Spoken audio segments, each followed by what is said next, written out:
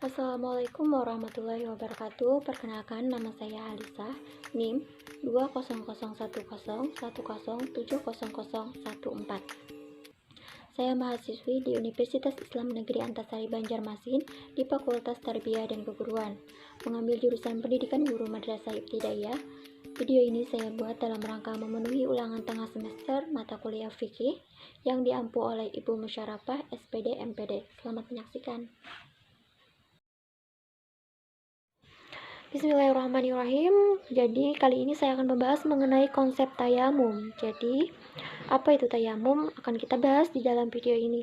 Kata tayamum itu secara bahasa yaitu al-qasdu yang artinya bermaksud. Sedangkan secara istilah tayamum berarti mengusap wajah dan kedua telapak tangan dengan tanah. Tanah ini maksudnya adalah permukaan bumi dengan tata cara tertentu.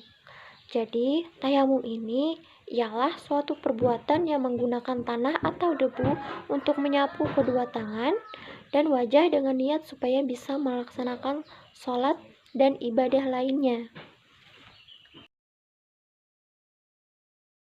Nah, jadi adapun dalil tentang tayamum ini terdapat dalam Quran surah Al-Maidah ayat 6 yang akan saya bacakan artinya, yaitu, dan kamu dalam perjalanan atau kembali dari tempat buang air atau kakus atau menyentuh perempuan, lalu kamu tidak memperoleh air, maka bertayamumlah dengan tanah yang baik atau bersih, sapulah wajahmu dan tanganmu dengan tanah itu. Allah tidak hendak menyulitkan kamu, tetapi Dia hendak membersihkan kamu dan menyempurnakan nikmatnya bagimu supaya kamu bersyukur. Quran surah Al-Maidah ayat 6.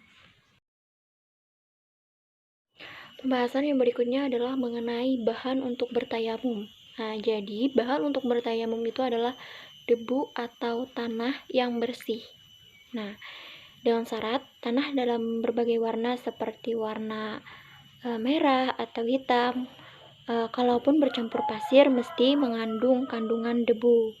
Kemudian tanahnya tidak dikategorikan sebagai abu, jadi tidak boleh bertaharah menggunakan debu. Kemudian tanahnya juga harus suci dan tidak bernajis. Kemudian tanahnya tidak mustakmal, artinya adalah tanah mustakmal itu maksudnya tanah yang sudah dipakai. Jadi ketika ingin bertayamum sama seperti halnya berwudu, tidak boleh menggunakan yang mustakmal yang sudah dipakai. Kemudian tanahnya ini tidak bercampur tepung atau kapur atau juga pasir yang tidak berdebu.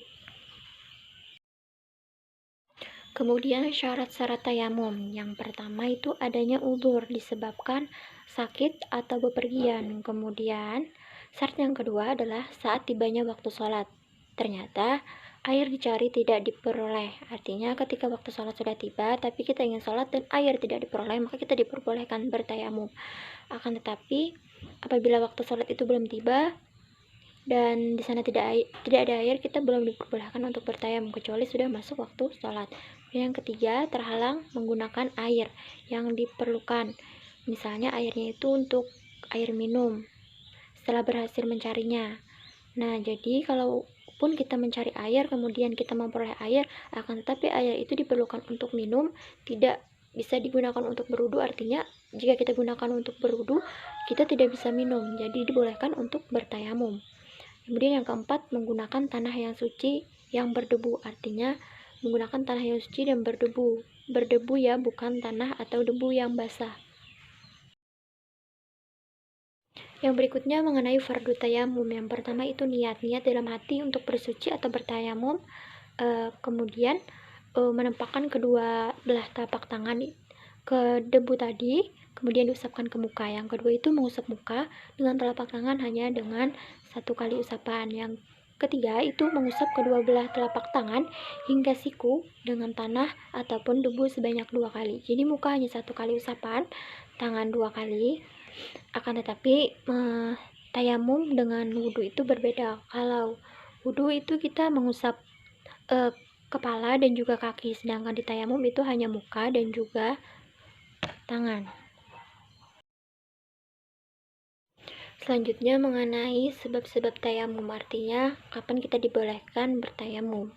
Yang pertama itu yang jelas adalah tidak ada air. Kemudian yang kedua, tidak mampu memakai air atau memerlukan air itu untuk hal yang lebih mendesak. Seperti yang saya katakan tadi, walaupun kita sudah menemukan air, akan tetapi air yang kita temukan itu sedikit atau hanya cukup untuk kita minum.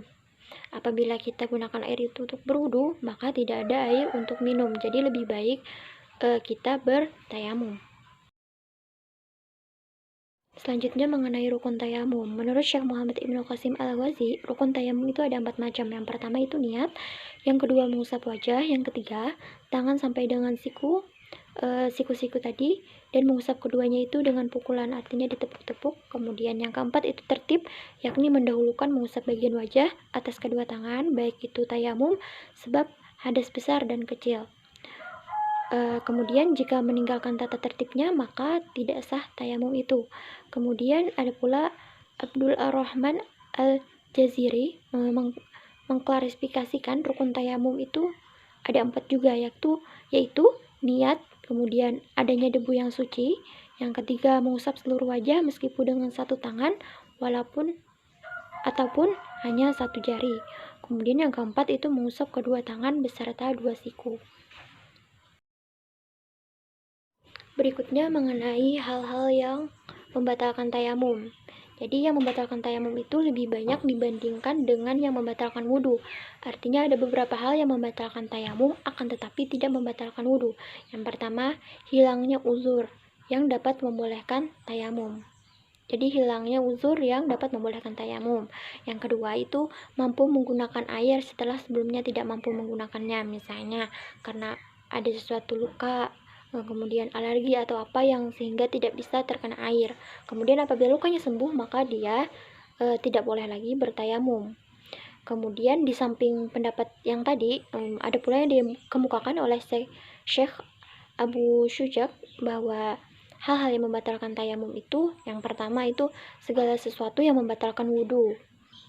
Kemudian melihat adanya air. Kemudian yang terakhir itu adalah murtad.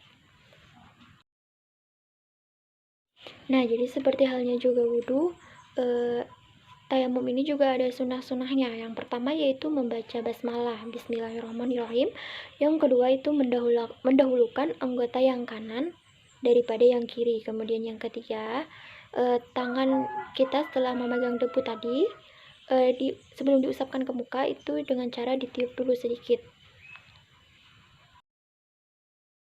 Kemudian cara-cara bertayamum. Yang pertama itu niat yang ikhlas karena Allah dalam hati, tidak dilafazkan. Kemudian yang kedua itu menemukan debu yang suci dengan kedua telapak tangan ke permukaan bumi tadi dengan sekali tepukan atau usapan. Kemudian yang ketiga itu meniup kedua telapak tangan, hukumnya tidak wajib, sekedar boleh karena tujuannya untuk mengurangi debu yang menempel di tangan. Kemudian yang keempat itu mengusap muka dengan kedua telapak tangan. Kemudian yang kelima, mengusap punggung tangan kanan dengan tangan kiri, kemudian punggung tangan kiri dengan tangan kanan. Yang terakhir ini mengenai hikmah bertayamum. Yang pertama itu untuk memperlihatkan sifat Ar-Rahman dan Ar-Rahim Tuhan. Kalau syariat Islam itu tidak mempersulitkan umatnya, misalnya tidak ada air maka boleh bertayamum. Nah, kemudian yang kedua itu untuk melemahkan nafsu amarah kita. Sebab tanah yang biasanya kita pijak saat bertayamum harus kita sapukan ke wajah kita. Yang ketiga itu menyadarkan akan asal manusia dari mana diciptakan, kalau dirinya itu diciptakan dari tanah. Kemudian juga memberikan kesadaran kalau tidak ada alasan untuk meninggalkan ibadah, misalnya karena tidak ada air hingga tidak bisa berwudu maka kita tinggalkan sholat. Tidak, maka apabila tidak ada air, tidak bisa berwudu, ingin sholat maka bertayamum. Nah, sekian dari saya, mohon maaf apabila ada kesalahan kata. Saya akhiri. Wassalamualaikum warahmatullahi wabarakatuh.